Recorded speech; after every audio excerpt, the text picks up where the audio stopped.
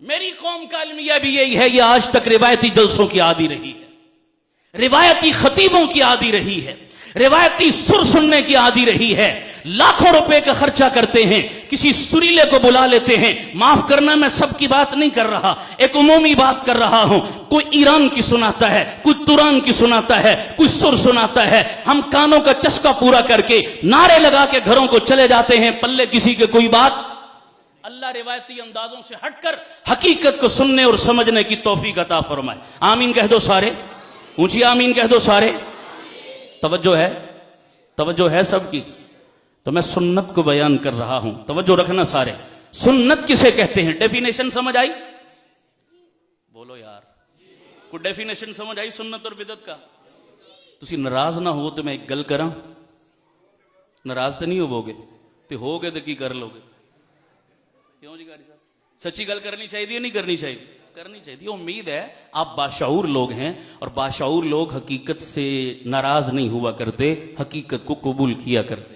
मैं गाली नहीं दे रहा किसी को, ना मैं किसी पर कीचड़ उछाल रहा हूं। मेरी दलील दिल को लगे तो मान लेना, न लगे तो नाराज। मैं कोई फतवा नहीं लगा रहा किसी पर, दलील पे मेरी गौर करें। मैं अटैक नहीं कर रहा, मेरी दलील की कुव्वत पे गौर कीजिए जरा। मैं सुन्नत और बिदअत के फर्क को समझा रहा हूं, तवज्जो। मैं एक जगह गुफ्तगू कर रहा था, गुफ्तगू के दौरान प्यारे आका का नाम आया, तो मैंने सबको कहा जब भी मेरे आका का नाम आए कोई जुबान चुप ना रहे, सब कह दो, आप भी कह दो सल्लल्लाहु, और ऊंची आवाज से सल्लल्लाहु, और ऊंची आवाज से सल्लल्लाहु अलैहि वसल्लम। अल्लाह हर वक्त दुरूद व सलाम के तोहफे भेजने की तौफीक अता फरमा। आमीन कह दो। थोड़ा सा न्यूट्रल होकर मेरी बात को सुनना। मैंने सबको कहा बाबा हुजूर का नाम आए दुरूद पढ़ो, कोई जुबान चुप न रहे। सबने दुरूद पढ़ा। एक बुजुर्ग मेरे सामने बाबा जी बैठे थे, उन्होंने दुरूद नहीं पढ़ा, उन्होंने अंगूठे चूम के आंखों से लगा लिए। कई भाइयों को देखा होगा आपने करते हुए, अंगूठे चूमे आंखों से लगाए। तवज्जो। मैंने कहा बाबा जी आपने ये क्या किया? कहने लगे अंगूठे चूमे। मैंने कहा क्यों चूमे? कहने लगे आपने हुजूर का नाम लिया। मैंने कहा फिर क्या हुआ? मैंने हुजूर का नाम लिया। कहने लगे मुझे हुजूर के नाम से मोहब्बत है। मैंने कहा फिर क्या हुआ? कहने लगे इसलिए मैंने अंगूठे चूमे। मैंने कहा बाबा जी आपको मोहब्बत किससे? कहने लगे हुजूर के नाम से। मैंने कहा चूमे क्या? कहते हैं अंगूठे। तो मैंने कहा जिसको चूमा मोहब्बत तो उससे हुई। नहीं समझ आया मेरा पॉइंट? आप मोहब्बत हुजूर के नाम से, चूमा अंगूठा, तो फिर जिस चीज को चूमा मोहब्बत तो जायज बात है या नहीं है? पॉइंट समझिए मेरा। अगर आपको हुजूर के नाम से मोहब्बत थी तो फिर यहां किसी जगह हुजूर का नाम लिखा हुआ आपको नजर आता, आप उठकर नाम को चूमते, मैं मानता आपको नाम से। अगर कहीं लिखा हुआ नजर नहीं आया नाम हुजूर का, मेरे मुंह से हुजूर का नाम बार बार निकल रहा है, मेरा मुंह चूमते।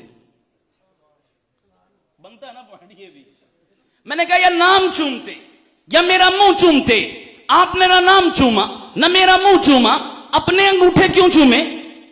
मेरा पॉइंट, सवाल है मेरा, मुझे जवाब दीजिए।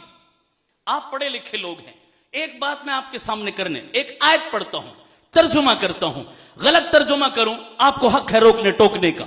आप बोलिए मैं सही तर्जुमा कर रहा हूं या गलत, इतना तो सबको आता होगा।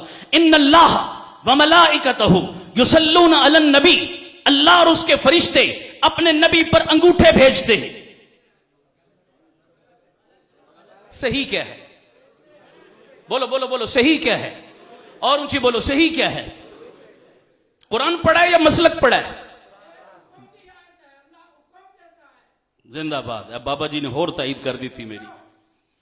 इन्नल्लाह व मलाइकतहु युसल्लूना अलन नबी, युसल्लूना अलन नबी का तर्जुमा 14 सदियों में किसी ने अंगूठे वाला नहीं किया। नबी पर क्या भेजो? ऊंची बोलो जिनका ईमान है, क्या भेजो? या अय्युहल्लज़ीना आमनू, ईमान वालो, सल्लू अलैहि, तुम अंगूठे भेजा करो। अल्लाह तो दुरूद भेजता है, तुम अंगूठे भेजा करो। क्या भेजो? बोलो बोलो, क्या भेजो? सल्लू अलैहि का क्या तर्जुमा हुआ? दुरूद भेजो।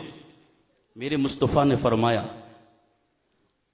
जो मेरे रोजे पर आकर मुझ पर दुरूद पढ़ता है, मैं सुनता भी हूं, जवाब भी देता हूं। बोलो बेशक। जो यहां बैठ के पढ़ता है फरिश्ते, डॉग पहुंचाते हैं नहीं पहुंचाते? नाम के साथ बाई नेम जाती है डॉग, पहुंचाते हैं डॉग। या अल्लाह फलां, या रसूल अल्लाह फलां के बेटे ने यह हदिया भेजा है, फलां शख्स ने, फलां उम्मती ने यह तोहफा भेजा है दुरूद का। ईमान से बता, दिल पे हाथ रख के बता, यहां से मेरा और तेरा दुरूद मुस्तफा के रोजे पे जाता है या अंगूठा जाता है? ऊंची बोलो सारे। अल्लाह कहता है दुरूद पढ़ो, नबी ने दुरूद पढ़ा, सहाबा में दुरूद चला, तो दुरूद पढ़ना क्या बना? बोलो बोलो बोलो, क्या बना? अंगूठे का हुक्म न रब ने दिया, न नबी ने किया, न सहाबा में चला, बाद वालों ने। भूल गए हो यार, बिदअत की तारीफ क्या बताई थी? बाद वालों ने क्या समझा? सवाब समझकर, दीन समझकर, दीन का हिस्सा बनाया। मैंने कहा प्यारे, मैंने ऐनक सवाब समझकर नहीं लगाई थी, मगर तूने। कोई फर्क समझ आया नहीं आया? तो मामला गड़बड़ होता है ना, बात कंफ्यूज हो जाती है। बाबा हो सकता है मेरा कोई भाई कह दे, मौलवी साहब आप किस तरह कह रहे हैं कि अंगूठे चूमना कहीं से साबित नहीं है? हम बताते हैं, जनाब आदम सबसे पहले खुदा के अर्श पर ला इलाहा इल्लल्लाह मुहम्मदुर रसूलुल्लाह लिखा हुआ जनाब आदम ने देखा, तो मेरे मुस्तफा के नाम को देखकर बाबा जी ने तो अंगूठे चूमे थे, हमारे अब्बा जी ने चूमे, हमने चूमे, तो कौन सा गुनाह कर दिया? आप कैसे कहते हैं साबित नहीं? कोई कह सकता है जनाब सिद्दीक अकबर ने फलां मौके पर चूमे थे, वक्त नहीं, मैं डिटेल में नहीं जा रहा, सुनिए 100 का एक जवाब है। जितनी रिवायात अंगूठे चूमने वाली आती हैं, तमाम की तमाम मन घड़त है, ज़ईफ ही नहीं। क्या है? बोलो बोलो, क्या है? एक तरफ अल्लाह का कुरान, दूसरी तरफ मन घड़त रिवायत। बोल क्या चाहिए? ऊंची बोलो ना, क्या चाहिए? एक तरफ पक्की बात, दूसरी तरफ मन घड़त बात, क्या चाहिए? ऊंची बोलो, पक्की बात चाहिए। दुरूद पढ़ते हुए क्या तकलीफ है बाबा कि हमें कितने अच्छे अमल को छोड़कर एक गैर जरूरी काम को इख्तियार कर लें? बात समझ आ रही नहीं आ रही? अगर इल्म से पूछोगे तो दुरूद बताएगा, जिहालत से पूछोगे तो। अच्छा, ये पता किसकी अलामत होती है? कोई बंदा कुछ न जानता हो ना, तो अगले कहते हैं फलाना अंगूठा छाप है। नहीं समझ आई? तो जिस बंदे नु कख ना आंदा होवे उसके बारे की आखिदा जी फलाना बंदा जी अंगूठा छाप है। समझ आ रही नहीं आ रही? तो ये इल्म की अलामत नहीं। समझ आ रही है नहीं आ रही? इसलिए अगर इल्म की दुनिया में आओगे तो फिर आपको कुछ और मिलेगा। अल्लाह हमें इल्म की दुनिया में आकर अपने अकायद और आमाल को दुरुस्त करने की तौफीक अता फरमाए। ऊंची आमीन कह दो, और ऊंची आमीन कह दो। मेरी गुफ्तगू समझ आ रही है सबको? हाथ खड़ा करो जिस जिसको समझ में आ रही है। जिंदाबाद, अल्लाह सलामत रखे। अब मैं जरा इम्तिहान ले लूं थोड़ा सा, आपका टेस्ट भी होना चाहिए ना भाई, थोड़ा सा टेस्ट भी लेता हूं। किस किस को समझ आई है? जरा बेदार बैठना, मैं चेक करने लगा हूं किस किस को समझ में आई। लेकिन आप बाशऊर लोग बैठे, जिसको समझ में आई हो कोई जुबान चुप न रहे, फिर बोले, तायद करे। अगर चुप रहेंगे तो मुझे अफसोस होगा। आप पढ़े लिखे लोग हैं, आपका रियाजी थोड़ा टाइट होगा, मेरा रियाजी जरा कमजोर है। मैं एक बात आपसे पूछता हूं, बताइए, एक होती है सिफर, एक होता है अदद। सिफर की वैल्यू और कीमत किससे लगती है? अदद से लगती है। अदद होगा तो सिफर की वैल्यू बनेगी, अदद नहीं तो सिफरों के ढेर लगा दो तो क्या रहेंगी? बोलो बोलो, क्या रहेंगी? सिफर रहेंगी जनाब। तवज्जो करना, मैंने एक लिख दिया, एक क्या है? अदद है। बोलो, एक क्या है? अदद है। अब एक की उल्टी जानिब में एक सिफर लगा दूं तो कितना बन गया? एक की उल्टी जानिब में एक सिफर लगा दूं तो कितना बन गया? अभी आपने खुद ही स्टेटमेंट दी थी कि अदद लिखकर सिफर डालो तो सिफर की कीमत लगती है, तो मैंने अदद तो लिखा, उल्टा हो गया कम। क्या करना था? बोलिए जी। तवज्जो, बहुत तवज्जो। पता चला सिफर की वैल्यू बनाने के लिए दो काम करने जरूरी हैं। अदद का लिखना भी जरूरी है और सिफर का दाएं जानिब लिखना भी।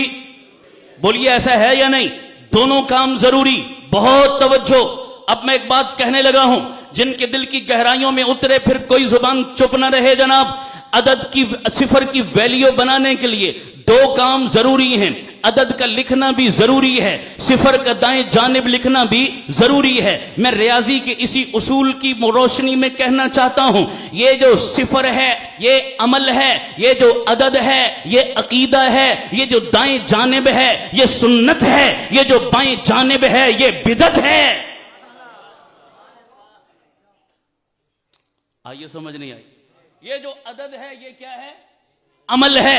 ये अदद है, अकीदा है। ये जो सिफर है ये अमल है। ये जो दाएं जानिब है ये सुन्नत है। ये जो बाएं जानिब है ये बिदत है।